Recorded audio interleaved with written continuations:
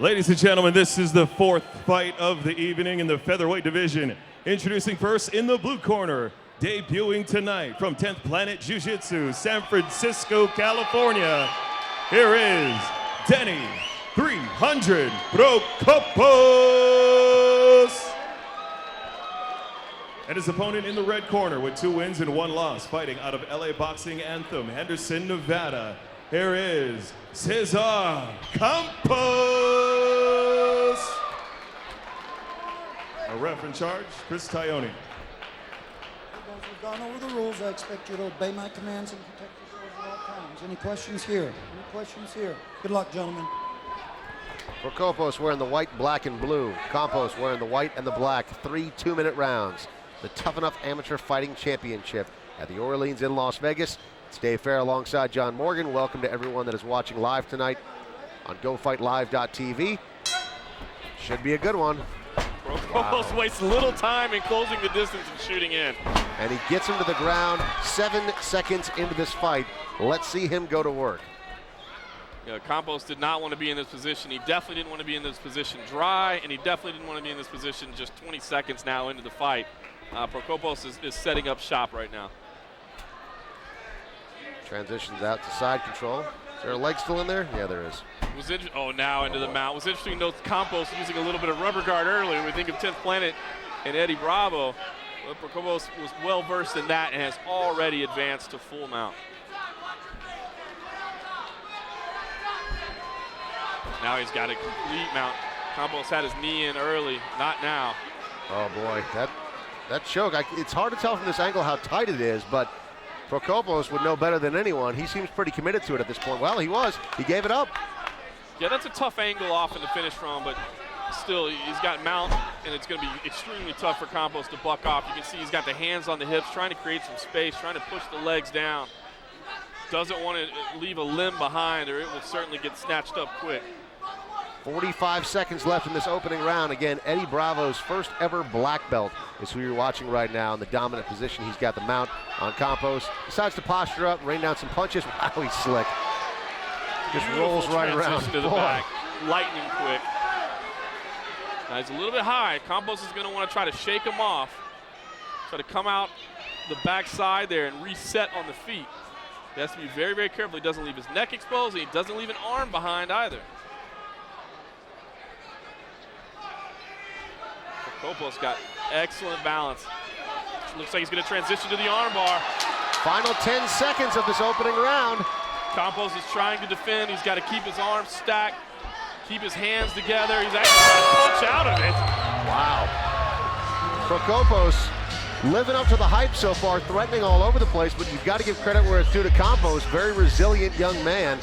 Was not willing to give up really any room for Prokopos to go to work like he needed to, but if you're Prokopos' corner right now, if you're Eddie Bravo sitting right here in front of us talking to him, what are you saying? You know, I think that what he did was excellent. Dropping down and shooting for that takedown early. Cesar Campos wasn't even able to get off a single punch before he was on his back. Like to see him get there again, and like to see him work from the back. He was doing okay from the top position, but here when he was in the back position, as we see in the replay, that's where I think he was doing his best work. Campos did an alert job of keeping his arm tight here at the end, but I like the work that he did from the back. Again, you see the arm bar almost in there. Campos defended well and actually got a punch or two in at the very end, but he was certainly in trouble. Had there been much more time on the clock, I think he would have been in trouble. And I think the question has been answered whether or not Prokopos wants to stand and test out his ability on his feet. He just literally ran across the ring at the beginning of the first round. Let's see if he does the same thing here at the beginning of the second. Yeah, I like that. You know what you are. You're a stud jiu-jitsu player. Oh, there it is! Big punches from Campos. Prokopos is hurt. He is trying to recover, but he is cut, and he is rocked, and he is done. TKO by Cesar Campos. Prokopos put away a huge prospect in the sport of mixed martial arts. They're calling over the ringside doctor right now. Boy, he is busted open. Yeah, he is hurt. We see a very concerned Eddie Bravo looking on. Again, no sooner than we said it, Prokopos, you know what you are. You're a stud jiu-jitsu player. Don't waste any time. And he was moving in. Credit to Prokopos. He was trying to close the distance, but he didn't get it closed quick enough.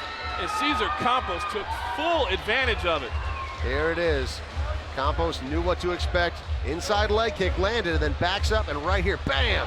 Big uppercut is what just drops him, and then Campos jumps on top, starts raining down some punches. Interestingly, just a moment ago is when we saw the referee actually officially wave off the action, so it looked like he was pausing it for a moment to actually take a look at that cut as opposed to calling it a TKO. It is interesting to note he didn't come in and make the call right away. I think he very well could have and probably should have. Prokopos was obviously hurt. But again, maybe he just wanted to look at that cut. But all credit to Campos. Like you said, that uppercut really did the damage, and then he stayed on it. Got a few more punches to seal the deal. And Prokopos I just think he made one slight mistake, and that's all it takes in MMA with these 4-ounce gloves. In the first round, you notice he really just absolutely rushed forward, ducked under the punch, made no mistake. This time he was just a little bit more cautious, a little bit more hesitant, and it was just that split-second difference that Campos needed to land the big uppercut. Again, credit to Campos. He knew exactly what to expect there at the beginning of the second round. Timed out that big uppercut perfectly, and it worked out for him. Did not overreact to the ground skills of Prokopos. He just simply tried to wait it out, backed up enough to get that room, and snuck in that uppercut that dropped Prokopos. And looks like Denny is making his way back to his feet right now under his own power. So good news there. Disappointed, I'm sure, in his debut tonight. But nonetheless, you go back to the drawing board. That's the purpose of amateur fights, is you got to get some experience under your belt and go back to the shop and work on it a little bit. Massive swelling underneath that left eye, and you're right, anybody can get caught. This is mixed martial arts, and you can see Prokopos very, very disappointed, upset, but anybody can get caught in MMA. All right, let's take it up to the ring announcer, the official announcer. Ladies and gentlemen, after 14 seconds in the second round, your winner by TKO, the red corner, Cesar Campos.